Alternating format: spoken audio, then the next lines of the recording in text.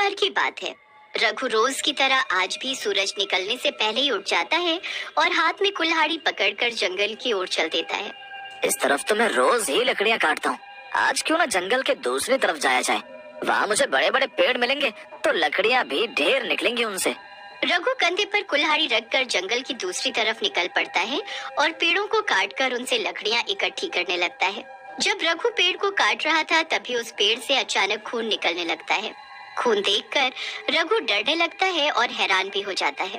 पेड़ से खून? ये पेड़ से खून कैसे निकल सकता है? इस पेड़ में खून कहाँ से आया? हे भगवान, ये कैसे संभव है? एक पेड़ में खून कैसे हो सकता है? जब रघु पेड़ के अंदर झांक कर देखता है तो हैरान रह जाता है।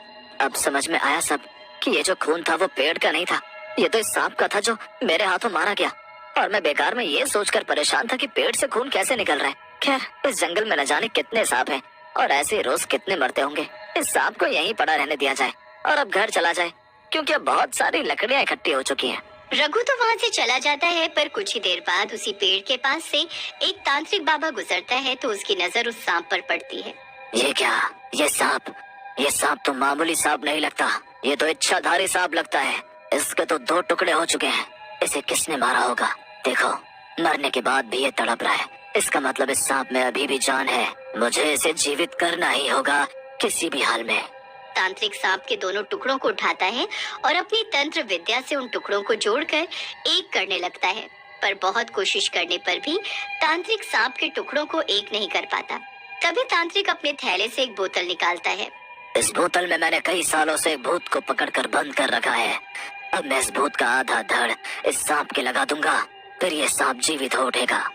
तांत्रिक बोतल के अंदर से भूत को निकालता है और उसके 2 टुकड़े करके एक टुकड़ा सांप के साथ रखकर जोड़ देता है। फिर कुछ देर आंखें बंद करके मंत्र बोलता है और सांप को जीवित कर देता है। अब सांप का ऊपरी हिस्सा एक भूत का और बाकी हिस्सा सांप का। ए तांत्रिक, तूने क्या किया? मेरे शरीर का ये क्या हाल कर दिया? तू अब नहीं बचेगा। मुझे हाथ भी लगाया तो मैं तुझे भस्म कर दूंगा, और बात रही तेरे शरीर की, उसे मैंने जीवन दान दिया है। अरे तुझे तो कोई मार कर तुम्हारे टुकड़े कर कर चला गया। तुम लहूलुहान वहाँ पड़े थे। उसके बाद मैंने तुम्हें पहले जैसा करने की बहुत कोशिश की, पर नहीं कर पाया। उसके बाद बस यही एक रास्ता बचा था मेरे पास, तुम्हें जीवित करने का। पर इस भूत को मेरे धड़ से क्यों जोड़ा? कोई और नहीं मिला था क्या तुझे? ये दिखने में कितना बदसूरत और भद्दा है, ऊपर से काला। मेरा चमकीला और सुंदर शरीर बिगाड़ डाला तूने। अब जरा देखो, मुझे ऊपर से लेकर नीचे तक बदसूरत तो हूँ ही और काला भी हो गया। तुम चिंता मत करो, मैंने तुम्हें जीवन दान दिया है तो तुम्हारा शरीर भी पहले जैसा कर सकता हूँ, पर उसमें थोड़ा वक्त लगेगा। अब मैं तुम्हें जैसा कहूँगा तुम्हें वैसा ही करना होगा। वो काम पूरा होते ही तुम पहले जैसे हो जाओगे। तुम जैसा कहोगे मैं वैसा ही करूँगा, बस मुझे मेरा पहले जैसा शरीर लौटा दो। फिर सुनो, तुम्हें क्या करना है, तुम्हें गांव से रोज एक हट्टा कट्टा इंसान उठाकर मेरे पास लाना है। उसके खून से ही मैं तुम्हारे लिए पूजा करूंगा। और हाँ, जब भी मैं ये पूजा करूं तुम मेरे आसपास भी नहीं रहोगे, मुझे पूजा करते वक्त नहीं देखोगे। जाओ, अब अपना काम करो। भूतिया सांप जाकर गांव में घुस जाता है और इधर उधर तबाही मचाने लगता है। वो क्या है? अब ये गांव में कौन सी बला घुसी है? हाँ, ये तो भूत है। भूत नहीं, सांप है वो। मतलब वही है कि सांप भी है और भूत भी। ये कोई भूतिया सांप है। देखो देखो, वो कितना काला है। तुम्हें पता है काला सांप बहुत जहरीला होता है, उसका काटा कोई इंसान बचता नहीं। यहाँ खड़े मत रहो, अब अपनी अपनी जान बचाओ, भागो। तभी भूतिया सांप पांडु को अपने हाथों में उठा लेता है। बचाओ बचाओ, मुझे बचाओ, ये भूत से मुझे बचाओ, मुझे जाने दो, छोड़ दो। मैंने तुम्हारा क्या बिगाड़ा है जो तुमने मुझे पकड़ लिया? भूतिया सांप पांडु को उठाकर तांत्रिक के पास ले जाता है। तांत्रिक पांडु की बलि चढ़ाता है और उसे मार देता है और फिर उसके शरीर का खून निकाल कर पी जाता है। आज तो मजा ही आ गया, खून पीकर कलेजे को ठंडक मिल गई। बस ऐसे ही मुझे ताजा ताजा खून मिलता रहे, फिर उसके बाद सुबह होते ही भूतिया सांप तांत्रिक के पास पहुंचता है। तुमने जैसा कहा मैंने वैसा ही किया, अब तो मुझे पहले जैसा कर दो। ये काम इतनी जल्दी नहीं हो सकता, मुझे और इंसान चाहिए और पूजा करनी होगी। इसलिए अभी जाओ और ले आओ मेरे पास उन गांव वालों को उठाकर। भूतिया काला सांप पहले की तरह होने के लिए व्याकुल हो रहा था, इसलिए वो गांव के भोले भाले लोगों को उठाकर तांत्रिक के हवाले करता जा रहा था और तांत्रिक उन सभी लोगों को मारकर उनका खून पीता। गांव के लोगों को भूतिया सांप का डर हर वक्त रहता था। वो भूतिया सांप मेरे जवान बेटे को उठा ले गया और मैं उसे बचा भी नहीं सका। मेरे बच्चे के साथ उसने क्या किया होगा, पता नहीं वो जिंदा भी है कि नहीं। काका ऐसे क्यों बोलते हो? उसे कुछ नहीं होगा। ये आफत पता नहीं कहाँ से आ गई है इस गांव में। वो भूतिया सांप क्यों लोगों को उठाकर ले जा रहा है? किसी ने उसका क्या बिगाड़ा है जो वो ऐसा कर रहा है? अगर अब वो सांप इस गांव में आया तो मैं इस कुल्हाड़ी से उस सांप के 2 टुकड़े कर दूंगा। मुझे लगता है जैसे तुम सब मेरी ही बातें कर रहे हो। क्यों, सही बोला ना मैंने? सोमनाथ भाई, अब करो इस सांप के 2 टुकड़े अपनी कुल्हाड़ी से। अभी थोड़ी देर पहले तो तुम बड़ा चीख चीख कर बोल रहे थे कि मैं उस सांप के टुकड़े टुकड़े कर दूंगा। अब करो इसके टुकड़े। चुप करो तुम, वो तो मैं ऐसे ही बोल रहा था। अच्छा, तो तुम मेरे टुकड़े करोगे? मेरे टुकड़े करने से पहले तुम अपने आप को तो बचा लो। वो भूतिया सांप सोमनाथ को उठाकर ले जाता है और तांत्रिक के हवाले कर देता है। कई महीने बीत गए। भूतिया सांप अब तक गांव के आधे लोगों को उठा कर तांत्रिक के हवाले कर चुका था। उस तांत्रिक ने जैसा कहा मैंने बिल्कुल वैसा ही किया, पर मेरा शरीर पहले जैसा बिल्कुल भी नहीं हुआ। ये तांत्रिक कब मुझे मेरा शरीर देगा?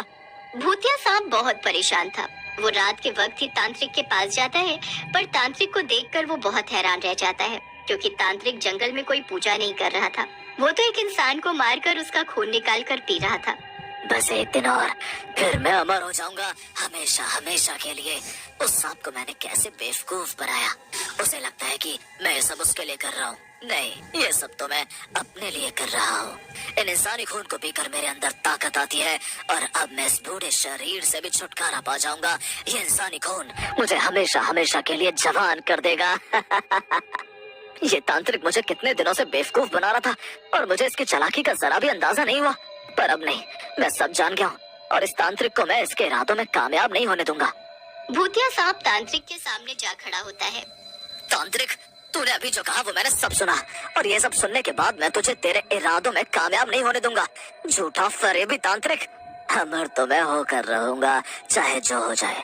और मैंने तुम्हें धोखा दिया, झूठ बोला, उसका मुझे जरा भी अफसोस नहीं, क्योंकि वो सब मैंने अपने लिए किया। अब सब पता चल ही गया तो तू मुझे मेरा शरीर का आधा हिस्सा वापस कर दे। वो तो मैं तुझे नहीं दूंगा, क्योंकि वो आधा हिस्सा जब तक मेरे पास है तुम मेरा काम करते रहोगे। बस फिर क्या था? भूतिया सांप गुस्से से और ज्यादा काला हो जाता है, क्योंकि अब सांप बहुत जहरीला हो चुका था। तांत्रिक और भूतिया सांप में हाथापाई होने लगती है। सांप तांत्रिक को काटता है, पर तांत्रिक पर उसके जहर का कोई असर नहीं होता।